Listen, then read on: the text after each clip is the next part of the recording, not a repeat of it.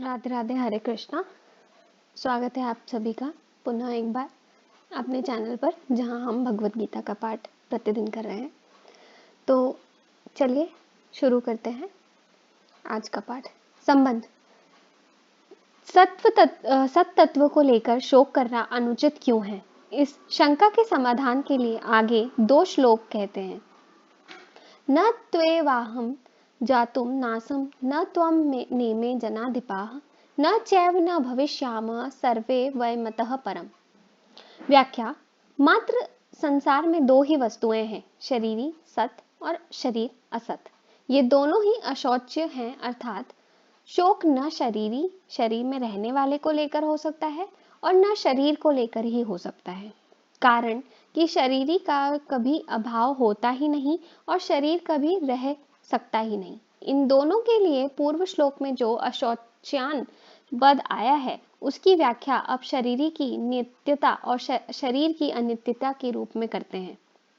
लोगों की दृष्टि से मैंने जब तक अवतार नहीं लिया था, तब तक मैं इस रूप से कृष्ण रूप से सबके सामने प्रकट नहीं था, और तेरा जब तक जन्म नहीं हुआ था तब तक तू भी इस रूप से अर्जुन रूप से सबके सामने प्रकट नहीं था, तथा इन राजाओं का भी जब तक जन्म नहीं हुआ था तब तक ये भी इस रूप से सबके सामने प्रकट नहीं थे।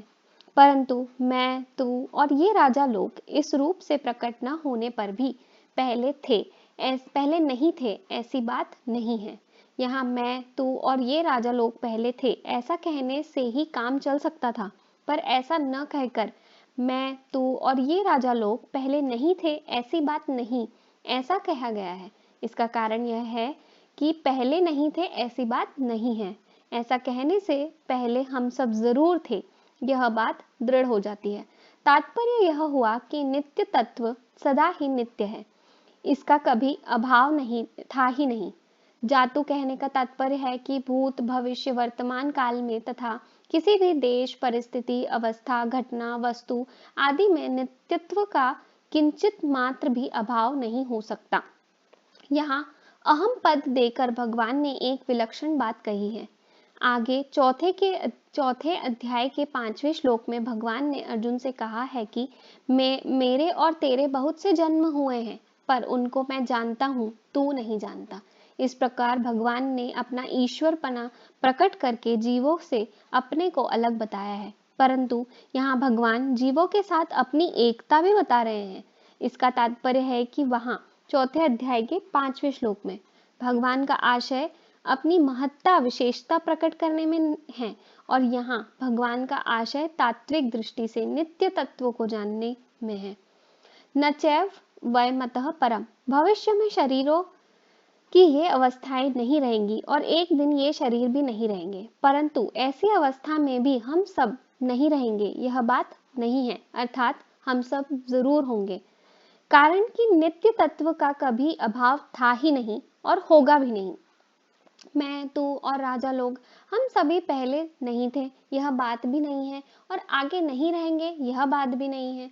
इस प्रकार भूत और भविष्य की बात तो भगवान ने कह दी, पर वर्तमान की बात भगवान ने नहीं कही।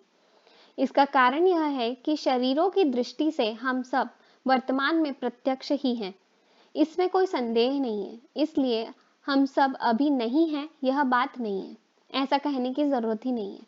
अगर तात्विक दृष्टि से देखा जाए तो हम सभी वर्तमान में हैं और ये शरीर प्रतिक्षण बदल रहे हैं। इस तरह शरीरों से अलगाव का अनुभव हमें वर्तमान में ही कर लेना चाहिए। तात्पर्य यह है कि जैसे भूत और भविष्य में अपनी सत्ता का अभाव नहीं है, ऐसे ही वर्तमान में भी अपनी सत्ता का अभाव नहीं है, इसका अनुभव करना चाहिए। जैसे प्रत्येक प्राणी को नींद आने से पहले भी यह अनुभव रहता है कि अभी हम हैं, और नींद खुलने पर भी यह अनुभव रहता है कि अभी हम हैं, तो नींद की अवस्था में भी हम वैसे के वैसे ही थे, केवल बाह्य जानने की सामग्री का अभाव था, हमारा अभाव नहीं था। ऐसे ही मैं, तू और राजा लोग हम सबके शरीर पहले भी नहीं थे और बाद में भी नहीं रहेंगे, तथा अभी भी शरीर प्रतिक्षण नाश की ओर जा रहे हैं, परंतु हमारी सत्ता पहले भी थी, पीछे भी रहेगी और अभी भी वैसी की वैसी ही है। हमारी सत्ता कालातीत तत्व है, क्योंकि हम उस काल के भी ज्ञाता हैं, अर्थात भूत, भविष्य और वर्तमान, ये तीनों काल हमारे जानने में आते हैं। उस कालातीत तत्व को समझने के लिए ही भगवान ने यह श्लोक कहा है। विशेष बात, मैं, तू और राजा लोग पहले नहीं थे, यह बात नहीं है, और आगे नहीं रहेंगे, यह बात भी नहीं। ऐसा कहने का तात्पर्य है कि जब ये शरीर नहीं थे तब भी हम सब थे, और जब ये शरीर नहीं रहेंगे तब भी हम सब रहेंगे। अर्थात ये सब शरीर तो है नाशवान और हम सब हैं अविनाशी। ये शरीर पहले नहीं थे और आगे नहीं रहेंगे। इससे शरीरों की नित्यता सिद्ध हुई, अनित्यता सिद्ध हुई, और हम सब पहले थे और आगे रहेंगे। इससे सबके स्वरूप की नित्यता सिद्ध हुई। इन दो बातों से यह एक सिद्धांत सिद्ध होता है कि जो आदि और अंत में रहता है वह मध्य में भी रहता है, तथा जो आदि और अंत में नहीं रहता वह मध्य में भी नहीं रहता। जो आदि और अंत में नहीं रहता वह मध्य में कैसे नहीं रहता? क्योंकि वह तो हमें दिखता है। इसका उत्तर यह है कि जिस दृष्टि से, अर्थात जिन मन, बुद्धि और इंद्रियों से दृश्य का अनुभव हो रहा है, उन मन, बुद्धि, इंद्रियों सहित वह दृश्य प्रतिक्षण बदल रहा है। वे एक क्षण भी स्थायी नहीं है। ऐसा होने पर भी जब स्वयं दृश्य के साथ तादात्म्य कर लेता है, तब वह दृष्टा अर्थात देखने वाला बन जाता है। जब देखने के साधन मन, बुद्धि, इंद्रियां और दृश्य मन, बुद्धि, इंद्रियों के विषय ये सभी एक क्षण भी स्थायी नहीं है, तो देखने वाला स्थायी कैसे सिद्ध होगा? तात्पर्य है कि देखने वाले की संज्ञा तो दृश्य और दर्शन के संबंध से ही है। दृश्य और दर्शन से संबंध न हो तो देखने वाले की कोई संज्ञा नहीं होती, प्रत्युत उसका आधार रूप जो नित्य तत्व है वही रह जाता है। उस नित्य तत्व को हम सबकी उत्पत्ति, स्थिति और प्रलय का आधार और संपूर्ण प्रतीतियों का प्रकाशक कह सकते हैं। परंतु ये आधार और प्रकाशक नाम भी आधेय और प्रकाशक के संबंध से ही है। आधेय और प्रकाशक के न रहने पर भी उसकी सत्ता ज्यों की त्यों ही है। उस सत्य तत्व की तरफ जिसकी दृष्टि है, उसको शोक कैसे हो सकता है? अर्थात नहीं हो सकता। इसी दृष्टि से मैं, तू और राजा लोग स्वरूप से अशौच्य हैं। परिशिष्ट भाव। इस श्लोक में परमात्मा और जीवात्मा के साधर्म्य का वर्णन है। भगवान कहते हैं कि मैं कृष्ण रूप से, तू अर्जुन रूप से तथा सब लोग राजा रूप से पहले भी नहीं थे और आगे भी नहीं रहेंगे, पर सत्ता रूप से हम सब पहले भी थे और आगे भी रहेंगे। तात्पर्य है कि मैं, तू तथा राजा लोग ये तीनों शरीर को लेकर तो अलग अलग हैं, पर सत्ता को लेकर एक ही हैं। शरीर तो पहले भी नहीं थे और बाद में भी नहीं रहेंगे, पर स्वरूप स्वयं की सत्ता पहले भी थी, बाद में भी रहेगी और वर्तमान में भी है। जब ये शरीर नहीं थे तब भी सत्ता थी, और जब ये शरीर नहीं रहेंगे तब भी सत्ता रहेगी। एक सत्ता के सिवाय कुछ नहीं है।